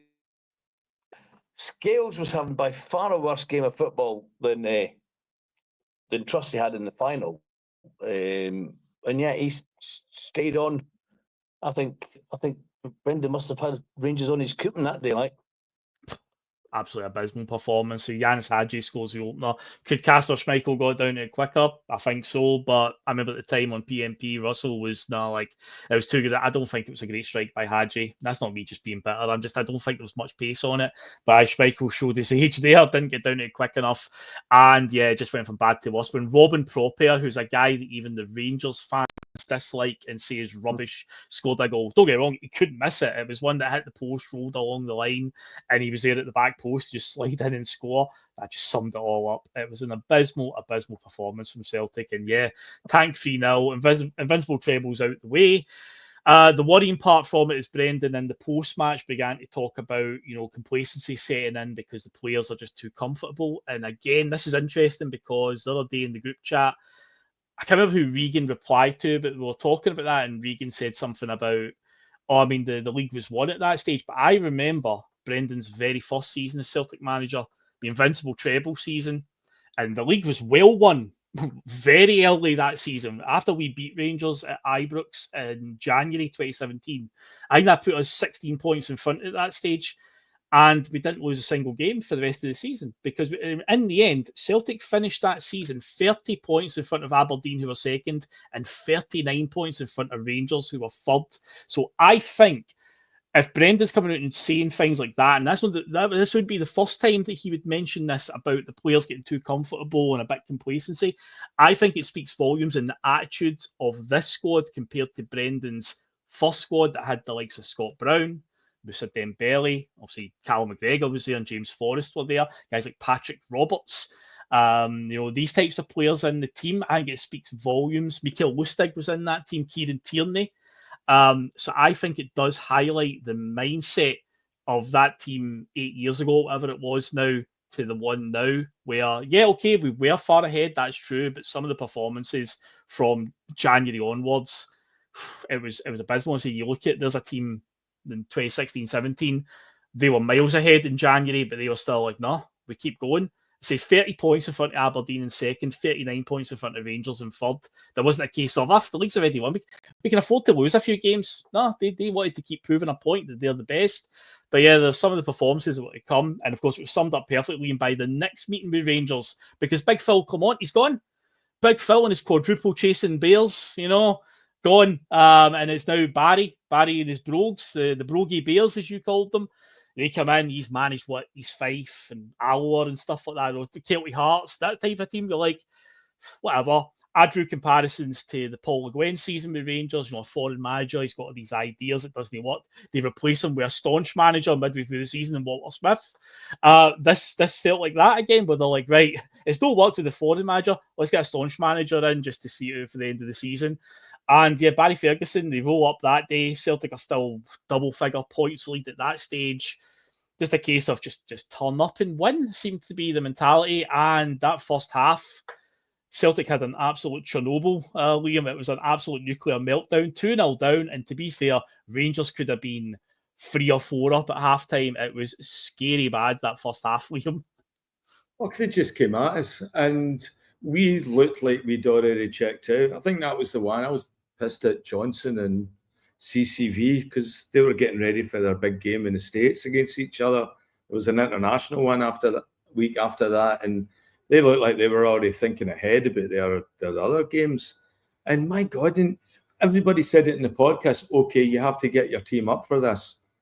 And that just shows you that it's something wrong. There's something wrong about this team at thinking you can turn it off and on again anytime you want and get it going. I mean, this game's about momentum, and you see that. And that's the one where I really don't understand with Rodgers. Once he gets momentum, he falls back into this favoritism over form every single time. And said at the beginning of the show, he's got a 2-year plan and a 3-year deal. And I think we exposed some of the cracks that Rodgers has within this ego. I mean, as you said, the world's changing, the game's changing. What worked to motivate boys at Reading and Swansea and Liverpool and Leicester over the years, coming back to Celtic, I don't know, I was hoping we were going to get an elite level manager, but I don't know, I think it's elite level bullshit. That's really what it is. He talks a great game, but now it's coming to times where he can't motivate his players. If he doesn't have a plan B, and his recruitment isn't really that great, show me where the elite part comes in, because I'm not seeing it in the style, the entertaining football that we're playing. If it's just all records and points and all that and passes and stuff, I know we have this love-in for accountants and all that, but I don't want to see the actual football be part of that, where we're talking about, we're congratulating ourselves because we had 1,055 passes in the final against Aberdeen. That would turn me off football. When did somebody decide that was a worthwhile stat, by the way? I know I've heard it a few times over the last few months, but I've never heard it before where they've said, they had X amount of passes. I mean, because 1,500 passes in the game. I mean, but how many of them have been half a dozen or a dozen of them between the centre backs? I mean, I'd almost rather have 300 passes in the game where 150 of them were actually decisive and created something. That's 1,500 passes in a fucking game. Yeah, it doesn't mean to say you were any good or that you were dominant. Well, listen, I think if you look at data and how it's used in its forms across all industries and all that, it can be significantly diminish, any sort of like messaging and that into just dull, boring statistics. And a lot of the time it doesn't work. You're right. I watched 10,055 passes. That doesn't increase my enjoyment level anymore by, 2 more passes. We've got 1,000. Come on, get to 1,000. That's not the statistics. That's not the metrics I'm looking to watch to enjoy football. And I think a lot of us get fooled by that stuff. I mean, that's why a lot of the movies, people complain that movies and entertainment is shite. It's all, sequels and, and Marvel and stuff like that. Because if you base it down in metrics and you look at, what's the lowest risk? Those sort of things shine through. And I think right now we've got a manager that is very absorbed in metrics. You know, I see a guy like Narocki coming in, here's your metric, plays 5 games, doesn't he put a foot wrong? How's he only getting 5 games? How is he getting 5 games? Well, I've watched Scales, I've watched Trusty, both times have been absolute nightmares. But somehow their metrics are overcompensating for their ability because they're getting put back into that first team. And I see it with him in a number of things. And it looks like we're getting bonuses on how many pass backs we can get because there's no other reason for it. It doesn't help us. And I think the more people get attuned to that because we all get the same data and the same metrics, well, that stuff's very easy to defend against. That's easy to figure out a plan. You know, having chaos and creativity and guys, you know, like Maeda and, you know, and people operating with, you know, the form and flair, you know, the way Celtic Football Club was founded on, the way we're supposed to have the Celtic way of how we play, that doesn't fit within this data-driven system. You know, we need more magic. We need more flair. And I don't think Rodgers is the guy to do that. He's playing crisps, and I hate playing crisps. I don't think maybe you'll like playing crisps. I tend to agree with what you're saying there, but I do like playing crisps. Oh, jeez, but yeah, I see that performance against Rangers summed it up really. That first half were abysmal, but second half, you know, we got an early goal which we needed badly. It was a case of if we cannot lose the next goal now, we have to score early in this half to have a chance. Maeda gets one back, and Rangers are a bit spooked then, and we started to turn the screw. We're getting into it, and of course, Hatate equalises. As I mentioned earlier on, talking about Luke McCown. Luke McCown started that day because McGregor was injured, and he had an absolute shocker of a day. I think he was overwhelmed by the occasion. But the one great moment Luke McCown had in that game was that pass he played for Rio Hatate. Scores. Hatate doesn't have to break his stride. It's a great finish. Just slots it past the goalkeeper. 2-2, about 15 minutes to go on the clock. One team is going to win it. One team's going to win it at that stage. Said it to my dad in the stadium too, so like that. We're going to win this now. We're going to win this game. You could feel the momentum in the stadium. Rangers were basically blown at their arse in the second half because Celtic were turning the screw. But you switch off for a second, fine margins can come down to it. Rangers just punt a ball forward with minutes to go. Butland just goes long at the goal kick. It takes a fortuitous bounce. That's all it takes. Cameron Carter-Vickers gets taken out. We're going up to judge the header, misses it. It bounces in. Igamani takes a bit of a sloppy touch, but he still gets it under control and fires it right into the top corner. They end up beating us 3-2. I say it was just one of these things. The second half, if it ended 2-2, it's a frustrating result, but you'd say, well, do you know what? See the way that first half body went. I'll take 2-2 at that stage. I remember saying to my dad when we did get it back to 2-2, so I says, just don't lose it now. Just don't lose it from this stage. We've done well to get back into it after a shocker of a first half. Don't lose it. And of course, we did. Just an egg on our face for that one. So Barry's got the better of Brendan there. The final game against them for the season was pretty much summed up the sort of tail end of the season, really. Both teams, they talked a big game going into it. The players and the two managers says, oh no, this won't be a dead rubber. We can't have a dead rubber in this city. No such thing as a dead rubber between Celtic and Rangers. It genuinely was just played like a dead rubber. After we got an equaliser through Adam Maeda early in the second half, I couldn't tell you anything that happened in the game until Daiza Maeda missed a chance right at the death. It was a total non-event of a match. So one each it ended. And yeah, Barry Ferguson is not the Rangers manager. They are in the process of appointing their new manager. We'll find out who that is in due course. But yeah, that was the story of our games against Rangers. But in terms of just the general run-in, I think the best way to sum it up really is cruise control, because that's what Celtic were in from pretty much January onwards.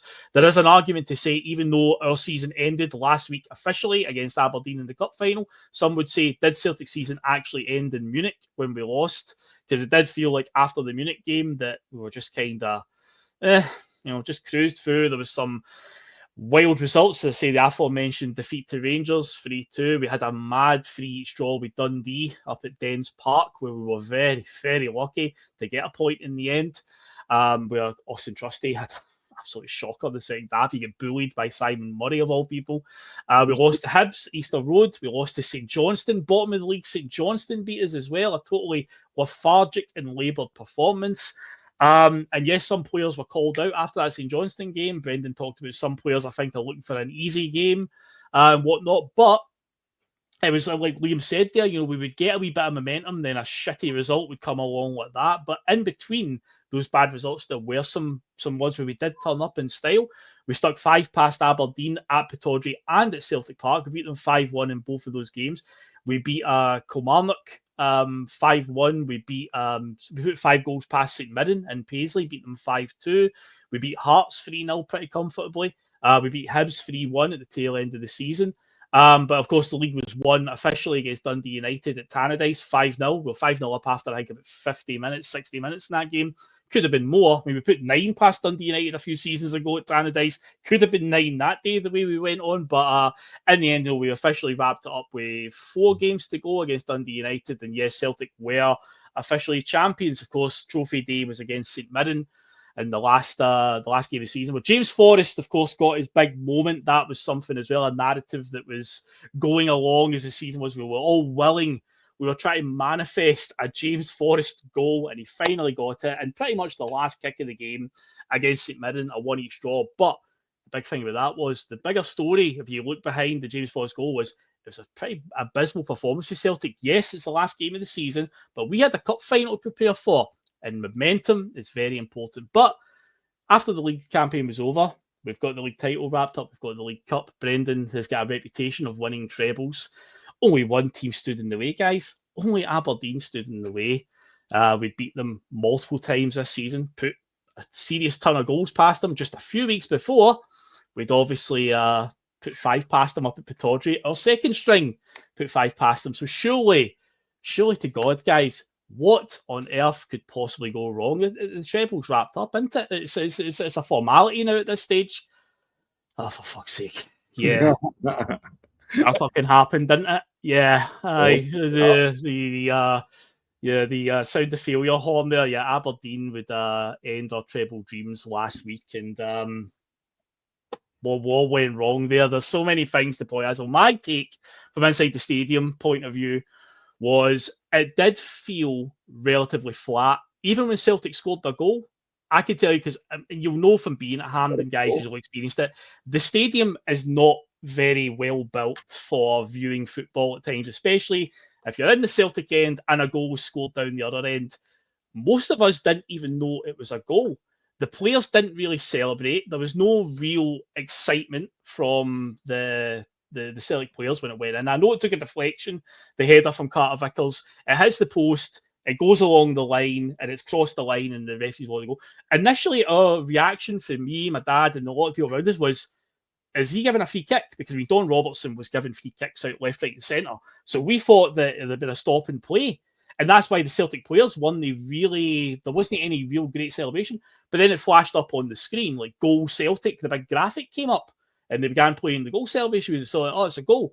But I think that summed it up. The lethargic attitude towards us getting a goal just summed it up. But second half, 1-0 up. And to be fair, Aberdeen are not really threatening us, right? They're not.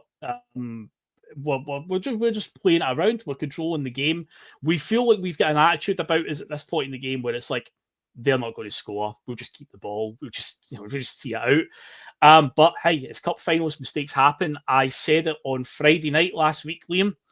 I said about, I've seen it plenty of times at Celtic Park, the tactic of if they can just keep it to a goal, the last 10 minutes, they'll just start throwing things forward. And if they can get it to extra time, then that's a bonus for them. As we would find out, of course, as the dust is settled on the final, that was their game plan because they had a strategy for penalties, it turned out. But of course, the equaliser comes. Kasper Schmeichel, again, we'll talk about the issue with him, but he goes to dive on a ball. All he's going to do is just jump on it and just hold on to it. I don't know what he's trying to do. It deflects off him, goes into the net. It's an own goal. They'll level with about 7 minutes to go. But the key thing is, at that point, 60 minutes, 65 minutes, we made 3 subs at the same time. Now, I know there's a whole rule nowadays about you're allowed 5 subs after the whole COVID era, but I always feel when you make 3 subs at the one time, it's always a bit of a big risky move because that's a lot to change in one sub. But he took off Nicholas Kuhn, Adamida and Engels. Engels hit the post just before he went off. He was very unlucky. So from that sense, we're talking about fine margins. If that ball is a few inches to the right-hand side, that goes in, we go 2-0 up, and Celtic probably go on and win the game. But it didn't. And yeah, they get their equaliser. At that point, we've made a few changes. Yang is completely useless at this point. He's just not doing anything. Obviously, Maeda's went through the middle, but Maeda's performances sort of dropped off in the last sort of month of the season. And James Forrest, as much as we all love him and the sentimentality, it's like that was all like free at the end of the cup final, the end of the 90 minutes. Johnny Kenny would end up finishing the cup final with 120 minutes. And yeah, at this point, it was like, right, we're all over the place. Like, we were shell-shocked by that goal, because I don't know if it was arrogance or something, but it was almost like we just thought they won't score. They will score. But when they did, it was like, oh, fuck, they scored. What did we do? We did seem genuinely like, we don't have a plan here for what if they were to get a goal. I mean, a couple of things. With a fraction of their budget, they managed to bring on better subs that could contribute more to the game later than we could. You know, their subs came on and actually did no bad. You know, some of the other things, that goal as well. I mean, at that point, we've got another Greg Taylor left back scenario where we've got a man out in the wing and he's pointing to Yang to cover him. Yeah, Taylor's about 3 yards closer and could actually just move towards him to even stop the angle, or just not let him have the ability to lift his head up and pick out, you know, where he was going to shoot that ball. You know, he got a chance to just wind up and have a go at it. I don't think he was trying for the goal. He was trying to put it into the middle of the thick, hoping somebody there. But he had so much time. And I think that's one of the things. And again, we're supposed to accept that. I'm supposed to accept that from a left back that can't defend, that can't close a man down, that's never been able to stop a cross. But we're giving him a new contract because he's one of the best inverted fullbacks in the world. And all it does is it's like watching a pinball machine. You know, the wee bumpers, it's just the ball comes to him, boom, right back, boom, right back. Doesn't turn his head, doesn't he look to see if there's anybody. We're just inflating stats. And that's what annoys me about him more than anything. And it annoys me about Rodgers as well. The starting of, you know, Ida in the middle, we talked about that. We've got a striker in Maeda. Yeah, he looks off it. But I tell you what, that bit where he was playing striker, we had two chances that came up through the middle that he was able to shift gears and show a turn of speed and fresh shields. And I think he was very unfortunate in that one, because it looks like, if you watch it in replays and that, it looks like he did get clipped a little bit before he was getting onto that ball. But you know what? And then, you know, because Forrest goes off, we have to move him back to the wing again. And Johnny Kenny comes on. If anything influences the movement of Dyson this summer, and maybe he wants to play centre forward on a team that recognises him as a top centre forward, which he is, instead of like going and trying fit in this solution in where we promoted Ida. I mean, is that Ida seen off another centre forward? You know, if you look at the Greg Taylor scenario. Well, I'll tell you this, Liam, from inside the stadium. I don't know if they showed this on the telly. Adamida went straight up the tunnel after he got subbed. No. The other two players went and sat on the bench. Engels and Kuhn went up the stairs and sat on the bench. Adamida went straight up the tunnel. I don't know if he had an injury or maybe a problem or something, but that was interesting. I don't know if they showed it on the telly, but I saw it in the stadium. Or maybe he had an early tee off or something like that. Seen him golfing through the week. Honestly, I've found, I don't understand Rodgers' idea about that. He's a big player that doesn't sort of like benefit the style we play. We're no whipping crosses into the boxes to him. We're no setting him off for like one-on-ones. He doesn't get a lot of involvement in the box. And I thought he was absolutely missing that first half. And I think, again, that's your elite manager there. It's not the first time he's got it wrong with Ida. And I think he's missing an opportunity to play our best striker and let that boy just roam free and be what he's good at. I mean, when we let go of Kyogo, one thing Kyogo did, he would have done in that game, he would have been dragging defenders. He would be creating movement and runs where they didn't know where he was. Adamida, honestly, nobody knew where he was because nobody seen him. He wasn't making the runs. He wasn't getting the battles.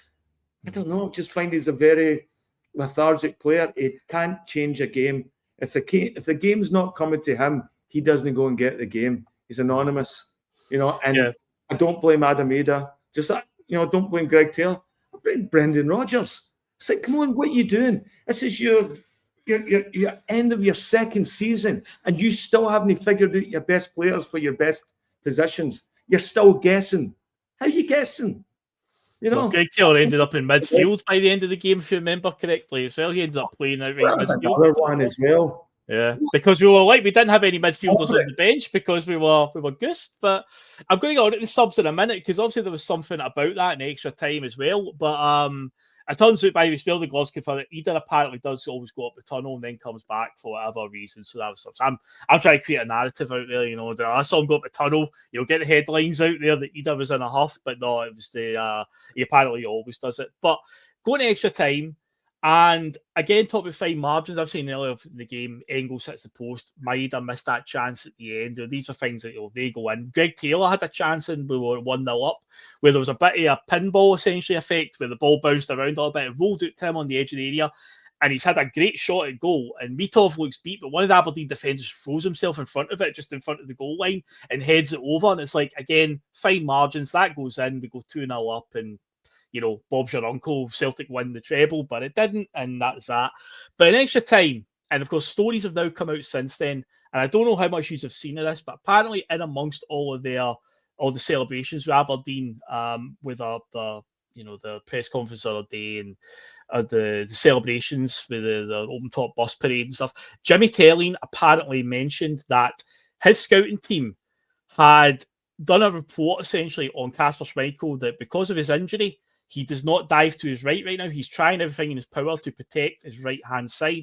And if you look at the penalties, and obviously, you know, Russell highlighted this on PMP about every penalty from Aberdeen was to the same corner up into Kasper Schmeichel's right, and he never went that way once. And even if he did, because it's right up in the top corner, chances of him getting it were probably slim.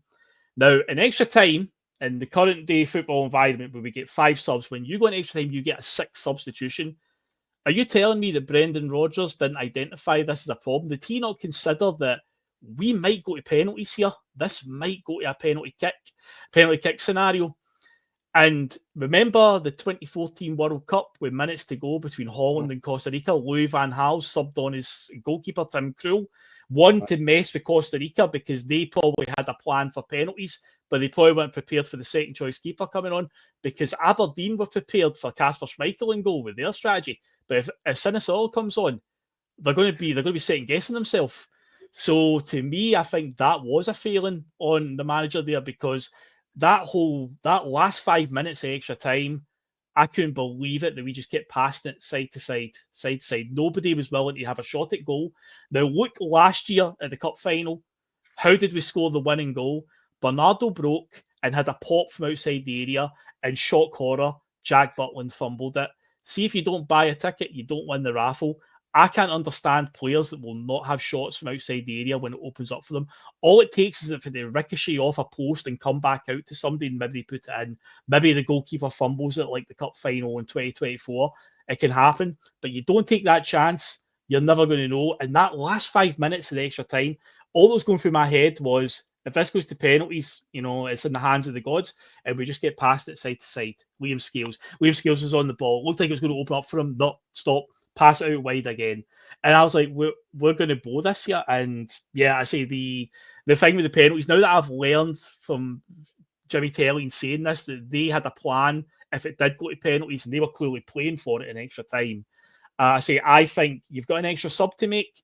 I think it shouldn't have been Jeffrey Schlupp coming on, who, by the way, was unlucky to hit the crossbar, but it should have been Jeffrey Schlupp as the last sub. Johnny, it should have been Sinisalo coming on to mess with Aberdeen, because again, Brendan will know it's his player. Surely Kasper Schmeichel is obviously, and the physios will have told Brendan about, you know, Kasper's trying to protect his right-hand side, but I think that was a massive glaring error, you know, with the penalty shootout, Johnny. Well, I never seen the extra time or the penalty kicks because I had to report for the duty I was working on. But if that's right about Schmeichel not wanting to dive to his right-hand side, it means he's not fit. And it means he shouldn't have been in the park from minute one, and that is a shocking decision by Brendan Rodgers. If he played a goalkeeper who, let's face it, is taking 50% of his fitness out of the game because he's not fit. If he's not wanting to dive to any certain direction because he's needing to protect his shoulder, then he shouldn't be on the park. That's the best way to protect his shoulder. So yeah, that's a shocking decision on that from Rodgers, and he really has to carry the can for that. But I forgot what your actual question was. But saying, I was with the sub. Could he have utilised that? I do remember the substitution with Holland. I can't remember which way around. Was it Tim Krul who took off and put somebody else on? Tim Krul came on. He was a number 2 Krul keeper. Came on. Yeah. And he saved at least 2 penalties in that shootout, didn't he? As Holland, Holland went through. So that would have been. Yeah, I know you've said that Schlupp hit the crossbar, but when you look at it, you think about ever down at the last few minutes, who's likely to have the biggest impact for the remainder of the game now, including the penalty kicks as being part of the game? It's going to be whoever's in goals for you, isn't it? Yeah. Now, if Aberdeen have twigged that Schmeichel's not keen on diving to his right, I mean, what's our training staff doing? I mean, they must have. The physio would sure the physio team would have picked up on that, but I see Brendan and whatnot, they didn't. Yeah, so I hadn't heard that, and that's complete news to me, and I find that actually quite shocking. I saw it's culpable. It's negligence, is what it is. Yeah. I say apparently it came out during Aberdeen's trophy celebration, whatever, in an interview that Telling did. He mentioned that the scouting team at Aberdeen had obviously identified that, saying Schmeichel's not been diving to his right in recent games because that's the shoulder he injured. So every one of their penalties were high into the left, which also gives me solace in the fact, but if Alistair Johnson did score and it went down to the last penalty, Aberdeen probably would have scored anyway and they would have won it. We got off to the worst possible start in the penalty shoot with Callum McGregor missing. If I'm wrong, let me know, but Schmeichel was diving to his right when he parried the ball out, and he dived down on his right hand side and it went under his body. So is that why he balls it up? Perhaps, man. Yeah, because I've been listening to various other podcasts over the week, either while I've been away or back home or driving up to Glenorchy today, and they're all talking about this.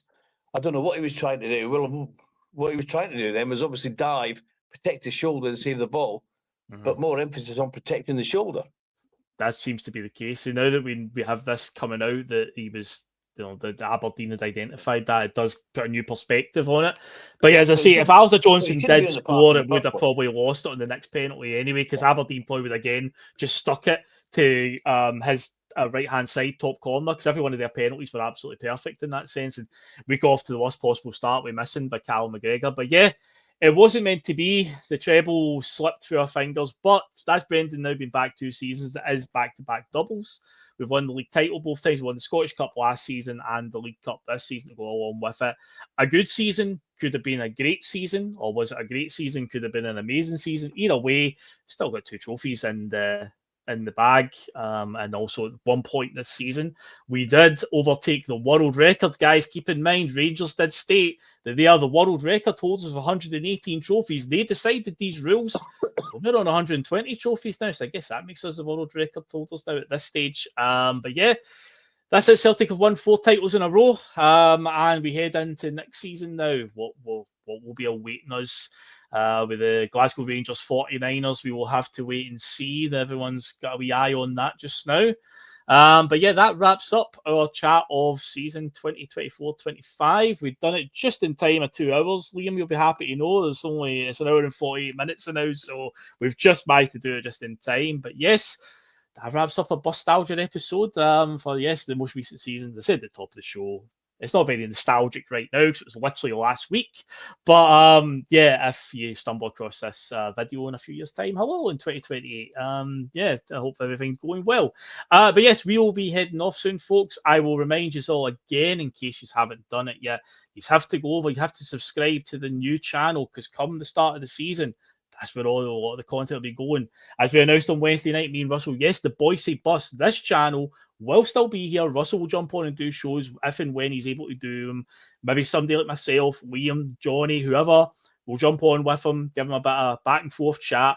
But majority of the content will now be going on there, your weekly shows. I'm looking to take it back to maybe 3 shows a week and whatnot. I'm working out that. All the familiar faces that you know on the bus, like us 3, Mark, Regan, Pam, David, try to get all the team by there and add some new people in, some new shows and whatnot. So, of course, the new channel is called The Boys on the Bus. Yes, indeed. Because it is quite literally The Boys on the Bus, all the guys that you see on this channel on that one. So go and find that channel on YouTube and subscribe to it. I believe at the moment it's about 150 or so subscribers right now. So hopefully we can have a few hundred subscribers over there in time for the new season starting. And it'll give us a nice wee boost for when the first shows go live. So it'll be around about late July, start of August. We'll start to do stuff over there. But for the time being, we'll be sticking around here and we'll be hammering home the point that you have to go and join the new channel every single show that we do. So yes, make sure that you have done that. And yeah, that wraps up another show. So guys, thank you for jumping on. It's been a longer show than... Phil, can I just say something? Just before we go, it's I just want to say congratulations and well done to what you're about to expand this bus depot that we have. But I just want to say well done, congratulations to Boise for what he actually done over the last few years with this bus. He as far as I'm aware, he done something quite almost unique. Is the fact that,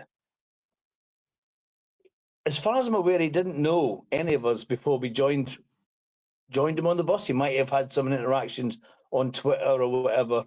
But I know for myself, he definitely didn't know me. I don't do Twitter. Can't get my head around it. But he allowed people to come on a podcast with him that he didn't know. He had no idea what he was going to get on a Friday night with the Double Doon show.